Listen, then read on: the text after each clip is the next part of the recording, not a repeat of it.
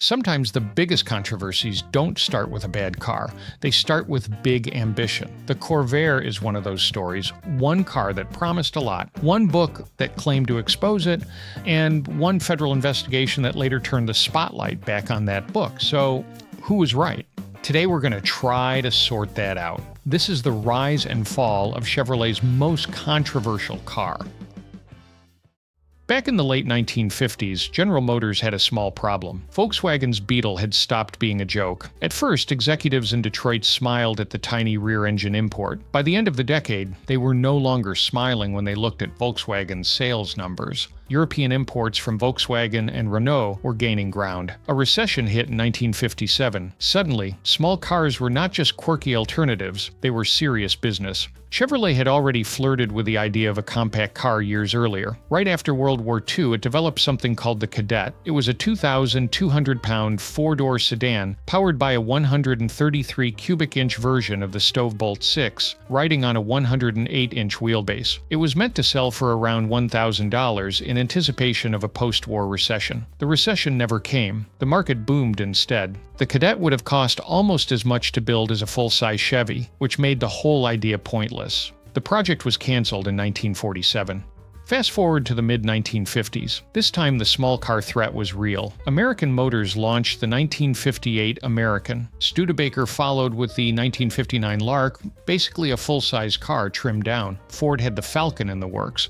Chrysler was preparing the Valiant. General Motors had been selling imported Vauxhalls and Opels, but that wasn't enough. So General Motors decided to build something entirely new. Initiated in 1956 under Chevrolet chief engineer Ed Cole, the Corvair was the most radical of the new Big Three compacts. Instead of a front-mounted engine, it had a rear-mounted air-cooled flat six.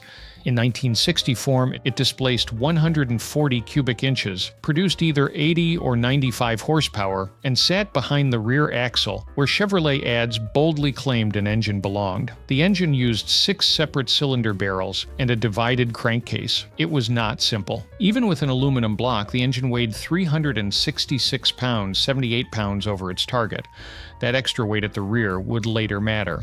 The platform was all new, a 108-inch wheelbase Y-body with unit construction and fully independent suspension. In 1960, that was rare for an American car. The rear used swing axles, similar to the Volkswagen Beetle. To keep costs low, anti-roll bars were left out, saving a grand total of $4 per car. $4. That decision would follow the Corvair for the rest of its life. The recommended tire pressures were unusual, 15 psi in the front, 26 in the rear.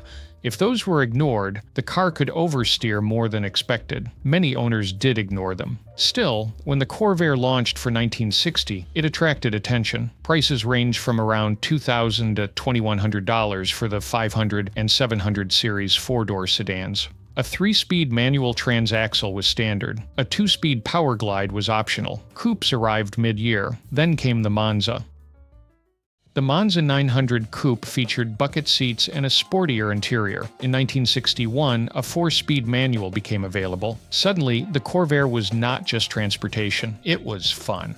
Ford's Falcon outsold it in the pure economy segment, yet the Monza discovered something unexpected. Buyers wanted sporty compacts. The Monza quickly accounted for nearly half of Corvair production. Chevrolet had tried to build an economy car. Instead, it accidentally created a trend. For 1961, the lineup expanded. Lakewood station wagons offered 58 cubic feet of cargo space behind the front seat and another 10 under the front hood. There were forward control models too. The Greenbrier van, the Corvan panel van, and the ramp side pickup, inspired by Volkswagen's Type 2.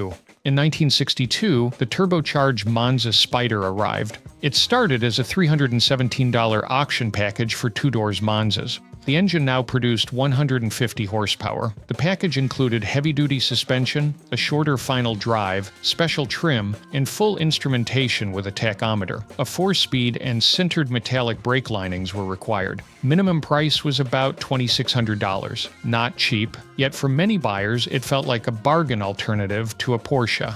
Around 40,000 Spyders were built through 1964. By this point, the Corvair had done something remarkable. Its sporty success inspired Ford. Lee Iacocca saw the opportunity. The Mustang debuted on April 17, 1964, and shattered sales records. Chevrolet now faced a new problem. The car it inspired was outselling it. Meanwhile, the Corvair's engineering continued to evolve. In 1964, a rear camber compensating spring was added. For 1965, the transformation was dramatic. The second-generation Corvair arrived with sculpted styling under General Motors design chief Bill Mitchell. Closed models became pillarless hardtops. The four-door returned. The look was clean and balanced, something even an Italian coach builder might admire. Underneath, the suspension was completely revised. The swing axles were gone. The 1965 model featured fully independent rear suspension with upper and lower control arms and individual coil springs. Handling became near neutral with mild initial understeer. Rear wheels stayed nearly vertical in corners. The car could be pushed with confidence. Engines improved too. The turbocharged flat six now produced 180 horsepower in Corsa form. A new 140 horsepower naturally aspirated engine used revised cylinder heads and 4 carburetors. The Corsa Coupe started at $2,519, the convertible at $2,665. With the turbo option, 0 to 60 miles per hour took less than 11 seconds. And the quarter mile was done in 18 seconds at 80 miles per hour. Top speed could reach 115 miles per hour. This was no longer just a quirky compact, it was a legitimate performance car. Then came the storm.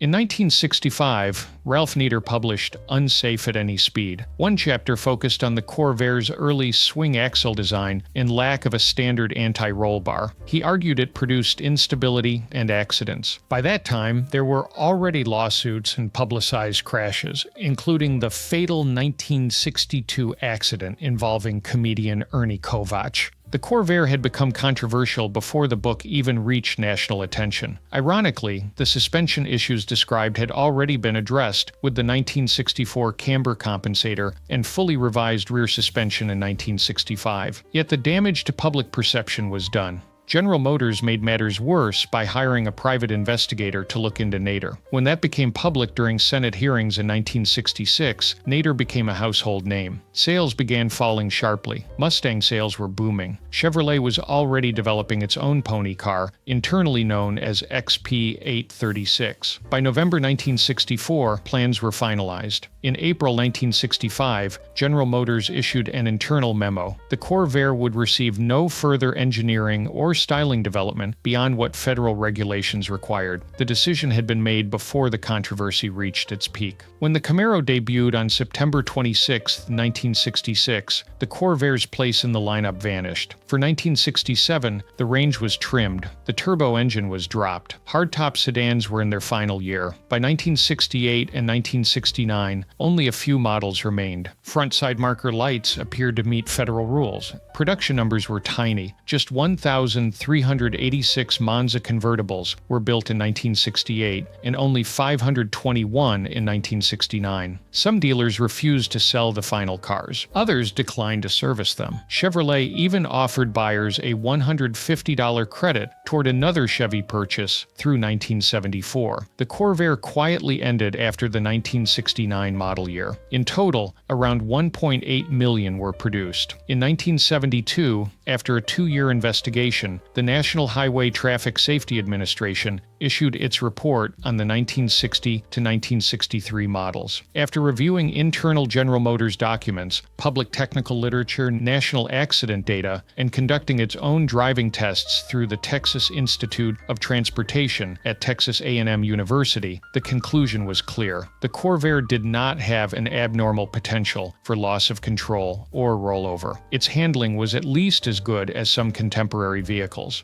A panel of 3 automotive experts reviewed the investigation and agreed with its findings. Ralph Nader rejected the report, calling it a whitewash and claiming the testing procedures were flawed. General Motors responded that the findings confirmed its long-held position. By then, it did not matter. The car had been gone for 3 years.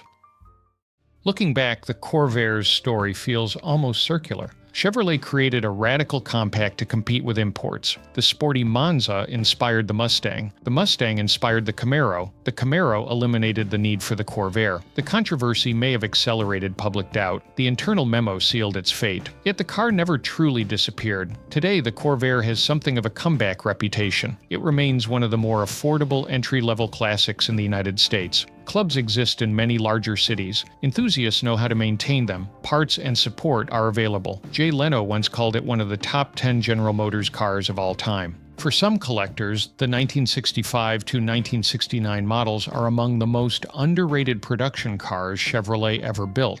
So, was it unsafe at any speed? The federal investigation said no. The market said something else. History tends to land somewhere in between. And now I really want to know what you think. Was the Corvair actually more dangerous than other cars back then? Or did it just become the car everyone pointed at? Was Nader right? Was General Motors right? Let me know what you think down in the comments. The information in this video was gathered from the sources shown on screen. As always, you can find the sources in the Google Doc linked in the description. I recommend checking them out for more details. If you enjoyed this video, feel free to subscribe and click on the recommended video that appears on the screen. It's all about the AMC AM van, a rare 4x4 van AMC built in the 70s. Otherwise, I'll see you in the next one.